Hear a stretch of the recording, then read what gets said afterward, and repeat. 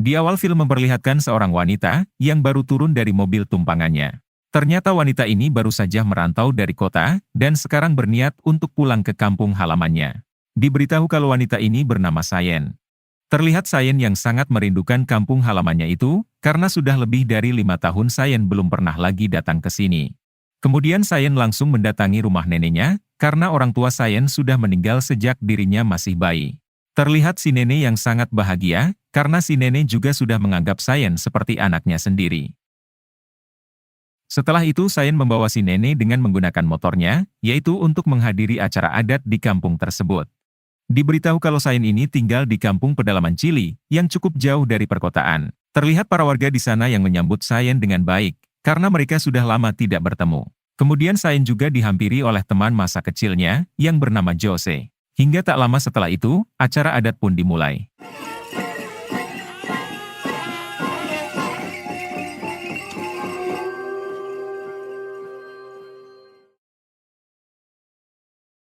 Malam harinya memperlihatkan Sayen, yang sedang makan malam bersama dua pamannya dan juga Jose. Ketika makan dimulai, si paman mengatakan kalau Sayen sepertinya cocok dengan Jose. Mendengar hal tersebut Sayen dan Jose tersipu malu, karena sepertinya mereka memang saling mempunyai rasa. Kemudian Jose menceritakan kalau akhir-akhir ini, banyak sekali orang luar yang datang ke kampung mereka. Jose khawatir kalau orang-orang itu berniat akan merusak kampung mereka, sehingga Jose menyarankan untuk selalu waspada. Si nenek juga mengatakan kalau minggu kemarin, sempat ada orang asing yang tiba-tiba menawar rumahnya. Namun si nenek mengacuhkan orang tersebut, karena ia sama sekali tidak berniat menjual rumahnya. Keesokan harinya memperlihatkan Sayen, yang sedang mandi di sungai yang sangat jernih. Terlihat pemandangannya juga yang indah sekali, karena di kampung itu masih belum tercemar polusi. Tak lama setelah itu, Sayen mendengar suara mobil yang melintas di sana. Dengan cepat Sayen langsung pergi dari sana, untuk mengawasi siapakah orang yang datang memakai mobil itu. Ternyata mobil itu berhenti di halaman rumah nenek Sayen, dan turunlah dua orang pria. Melihat hal tersebut Sayen langsung menampakkan diri, lalu menanyakan siapakah mereka. Ternyata pria muda ini bernama Antonio, dan yang tua ini adalah asisten pribadinya. Di sini Antonio mengatakan kalau kedatangannya ke sini, yaitu untuk menemui si nenek. Tak lama kemudian si nenek pun muncul, hingga mengajak mereka untuk mengobrol di dalam. Ternyata Antonio ini adalah orang yang 1 minggu lalu, datang ke rumah ini untuk membeli rumah si nenek. Sekarang tujuan Antonio datang lagi ke sini, yaitu untuk merayu si nenek dengan menawarkan harga yang lebih mahal. Kemudian Antonio juga mengatakan, kalau rumah ini akan mereka jadikan wisata alam, dan mereka berjanji akan melestarikannya, serta membuatkan rumah yang baru untuk si nenek. Namun si nenek menjawab kalau ia tetap akan tinggal di rumah ini, dan sampai kapanpun ia tidak akan menjual rumahnya itu. Terlihat Antonio yang malah memaksa, sehingga Sayen langsung mengusir mereka berdua. Setelah itu barulah Antonio dan si asistennya pergi. Baru saja beberapa meter perjalanan, ternyata Sayen mengikuti mereka, dengan diam-diam naik di belakang mobil mereka. Tak lama setelah itu, kini Antonio dan asistennya sampai di kamp mereka. Ternyata Antonio ini adalah anak dari bos proyek pengeboran minyak. Tujuan Antonio membeli rumah si nenek ternyata bukan untuk dijadikan tempat wisata, melainkan untuk dijadikan lahan pengeboran minyaknya. Tak lama kemudian Antonio dihampiri oleh tangan kanannya yang bernama Boyko. Di sini Boyko memberitahu Antonio, kalau bos besar mereka atau ayah Antonio menanyakan tentang bagaimana pembelian rumah si nenek itu. Antonio menjawab kalau saat ini ia belum berhasil, namun ia akan melakukan segala cara agar si nenek mau menjual rumahnya. Di waktu yang sama tiba-tiba ayah Antonio menghubunginya, dan memerintah Antonio agar memakai cara kekerasan, jika si nenek masih tak mau menjual rumahnya. Ayah Antonio sudah sepakat dengan pihak kontraktor, sehingga dalam minggu ini Antonio harus bisa memaksa si nenek agar mau menjual rumahnya. Di sini si asisten Antonio memberi saran kepadanya, agar tidak dulu memakai cara kekerasan. Namun Antonio yang tak mau diremehkan oleh ayahnya, ia pun tetap akan memakai cara itu, apapun resikonya. Di sisi lain memperlihatkan Sayen, yang ternyata sedang merekam semua pembicaraan Antonio menggunakan ponselnya. Namun sayangnya ketika Sayen akan pergi, ia harus ketahuan oleh si asisten hingga terjadi aksi kejar-kejaran. Sayen yang sudah sangat hatam dengan medan di hutan itu, dengan mudah ia pun berhasil melarikan diri. Sementara Antonio terlihat sangat marah, dan ia memerintah semua anak buahnya agar mendatangi Sayen di rumah si nenek.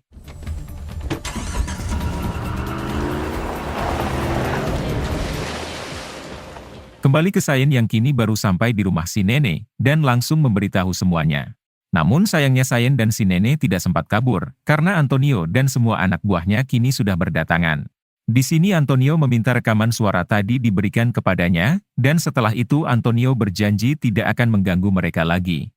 Namun tentu Sayen tidak akan pernah memberikan rekaman itu, karena Sayen akan memberikan semua bukti tersebut kepada polisi. Antonio yang sudah naik darah jadi mengancam akan membakar rumah si nenek, jika Sayen tak mau memberikan rekaman tadi serta menjual rumah si nenek. Mendengar hal tersebut si nenek mengatakan, kalau ia lebih baik mati daripada harus menjual rumahnya, hingga dengan kejam inilah yang dilakukan Antonio.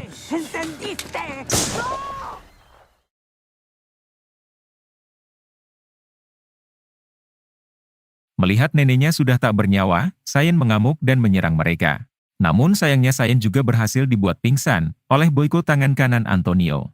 Kemudian Antonio memerintah semua anak buahnya agar memasukkan si nenek dan Sayen ke dalam rumah, lalu membakar rumah tersebut. Antonio berniat akan membuat kematian si nenek dan Sayen, agar seolah-olah karena kebakaran rumah. Setelah Sayen dan si nenek dimasukkan, Antonio pun langsung membakar rumah tersebut. Adegan berpindah ke 15 tahun sebelumnya, yang mana di sini Sayen masih remaja. Terlihat Sayen sedang berlatih bela diri dari guru bela diri terbaik yang ada di kampung ini. Si guru awalnya sempat meremehkan Sayen, karena Sayen seorang wanita. Namun ketika Sayen ditarungkan dengan muridnya yang laki-laki, ternyata Sayen dapat dengan mudah mengalahkan murid laki-laki itu. Dari sinilah si guru menjadi kagum kepada Sayen, sehingga mengangkat Sayen sebagai murid terbaiknya. Kembali ke sekarang, yang mana terlihat Sayen baru tersadar dari pingsannya. Sayen sangat bersedih ketika melihat neneknya yang sudah tak bernyawa. Kemudian Sayen mengambil tusuk kondisi nenek, dan berjanji kalau mulai sekarang, ia akan membalas semua perbuatan Antonio dan anak buahnya. Sayen pun keluar melalui jalan belakang, dan ternyata Antonio bersama para anak buahnya belum juga pergi. Dengan dendam yang membara, Sayen langsung memakai baju adatnya, lalu memulai aksinya. Di sini Sayen berhasil menghabisi salah satu anak buah Antonio. Kemudian Sayen membakar mobil si anak buah tadi, sebagai tanda peringatan untuk Antonio kalau dirinya masih selamat. Melihat satu mobil anak buahnya meledak, Antonio langsung paham kalau itu adalah perbuatan Sayen. Dengan sigap Antonio memerintah semua anak buahnya untuk memburu Sayen yang pergi ke dalam hutan.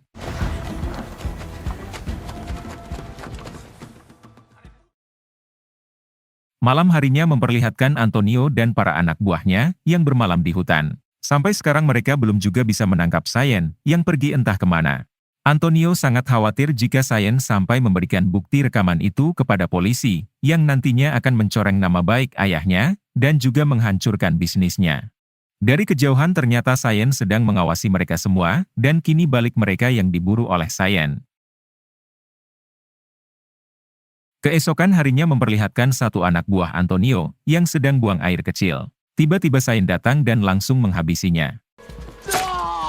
Karena suara teriakan si anak buah, Antonio dan yang lain langsung berlari mengejar Sayen, hingga terjadi aksi kejar-kejaran. Di tengah pengejaran, Sayen sempat terpojok karena tidak ada lagi jalan untuk berlari.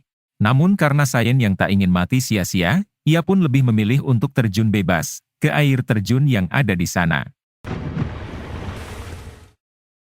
Melihat hal tersebut, Boyka si tangan kanan sempat memuji nyali Sayen. Kemudian mereka lebih memilih mencari jalan lain untuk mengejar Sayen. Sayen sendiri terlihat berhasil menepi dan langsung beristirahat di pinggir sungai. Kemudian Sayen memetik dedaunan untuk mengobati semua luka-lukanya.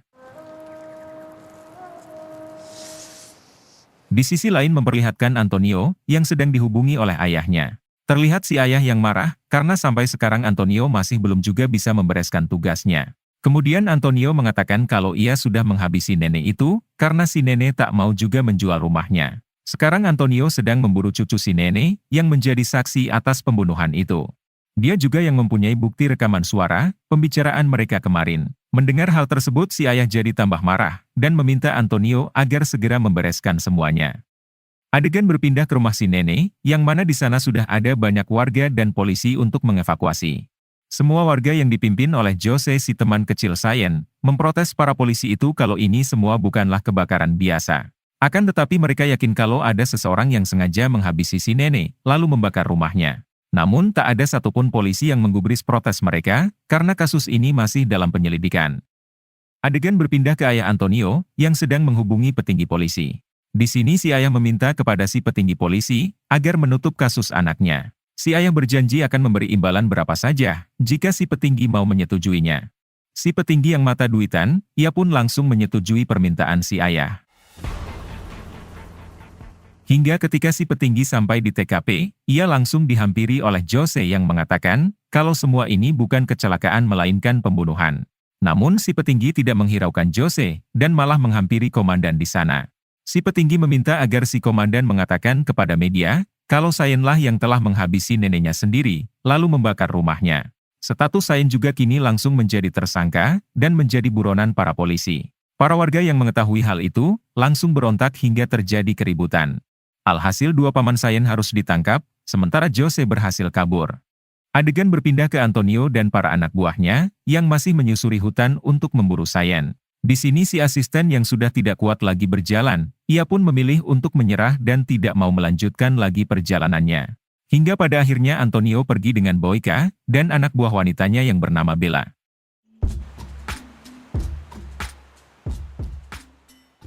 Di sisi lain memperlihatkan satu mobil polisi, yang berhenti di tengah jalan karena ada motor yang terjatuh. Namun ketika dicek, itu adalah Jose yang langsung menodong para polisi tersebut. Ternyata saat ini, Jose berniat untuk menyelamatkan dua paman Sayen, yang sedang dibawa di dalam mobil polisi itu. Setelah berhasil menyelamatkan dua paman Sayen, Jose pun langsung membawa mereka berdua ke tengah hutan, untuk mencari Sayen. Di waktu yang sama, memperlihatkan Antonio, Boyka dan Bella, kini sedang berada di jembatan gantung. Namun ternyata di bawah jembatan itu sudah ada Sayen, hingga inilah yang dilakukannya. Setelah berhasil menceburkan ketiga orang itu ke sungai, Sayen langsung pergi. Sayangnya Antonio, Boyka dan Bella masih selamat, karena mereka hanya tercebur ke sungai yang dangkal. Sedangkan Sayen sendiri, terlihat kini sedang membuat panah untuk menyerang Antonio. Namun tiba-tiba ia diserang oleh Boyka, hingga terjadi pertarungan.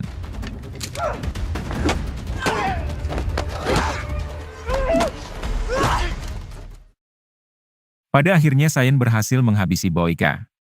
Adegan berpindah ke Jose dan dua paman Sayen, yang harus berpapasan dengan Antonio dan Bella. Tanpa banyak bicara, Bella langsung menembak dua paman Sayen. Untungnya Jose masih berhasil kabur dari Bella dan Antonio. Sayen yang mendengar suara tembakan, ia pun langsung mendatangi ke arah suara itu. Di sini Sayen harus kembali dibuat sedih, karena kini kedua pamannya juga harus menjadi korban. Dengan cepat Sayen langsung pergi untuk mengejar Antonio, dengan membegal salah satu motor polisi. Bella yang melihat Sayen, ia pun ikut mengejar Sayen, hingga terjadi aksi kejar-kejaran yang sangat sengit.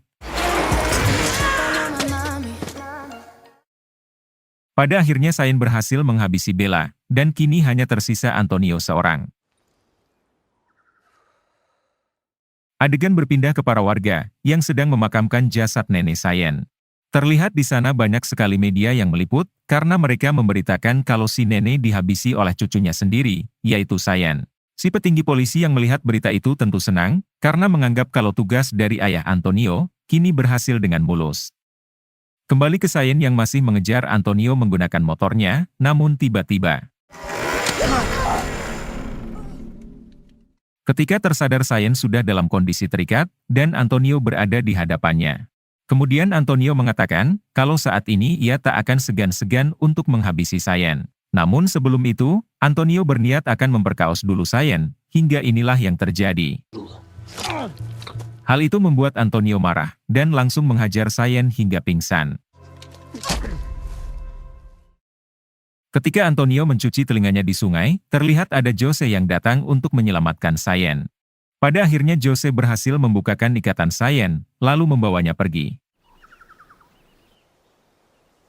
Setelah cukup jauh kabur, Jose menyarankan Sayen untuk menyudahi semua ini, karena balas dendam tidak akan ada akhirnya. Jose juga mengatakan kalau sebaiknya, Sayen memviralkan saja bukti rekaman yang ia punya, untuk membersihkan kembali nama Sayen yang sudah menjadi buronan. Hal itu juga akan menghancurkan bisnis ayah Antonio, dan menangkap petinggi polisi yang sudah disuap oleh ayah Antonio. Namun di sini tiba-tiba Antonio datang, dan langsung menembak Jose.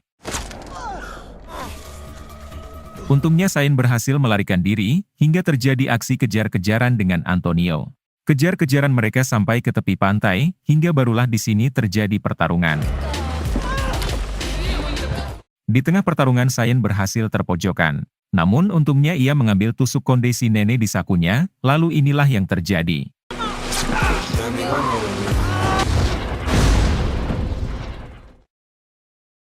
Keesokan harinya memperlihatkan ayah Antonio, yang sedang melihat jasad Antonio. Si ayah sangat bersedih, karena ia tak menyangka kalau anaknya akan tewas seperti ini. Kemudian ia dihubungi oleh kontraktor, yang mengatakan kalau semua bisnisnya kini sudah berantakan. Bukti rekaman dari Sain kini sudah tersebar di mana-mana, dan si petinggi polisi juga sudah berhasil ditangkap. 1 minggu kemudian memperlihatkan Sain, yang sudah mencukur rambutnya. Kemudian Sain menyetop salah satu truk yang melintas, untuk ikut nebeng bersama mobil itu. Sekarang Sain berniat untuk merantau lagi ke kota, yaitu untuk memulai kehidupan baru di sana dengan damai, kemudian film pun tamat. Terima kasih yang sudah menonton sampai akhir. Semoga kalian dan keluarga selalu diberikan kesehatan dan rezeki yang berlimpah. Salam untuk semuanya dari Hampura Film.